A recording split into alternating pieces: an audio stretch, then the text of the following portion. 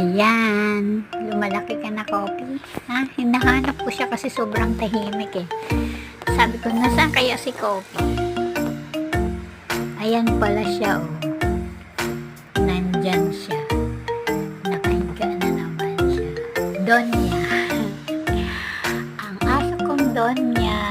Bunso ko yan, si Kopi. Yan ang aming bunso. Ayan, natutulog na naman siya ulit. Oo. Kita mo yan, may unan pa siya dyan, ha? Yan. Nakabukaka. Ayan. Oh, tingnan mo. Kapagod kaya yung tulog na siya.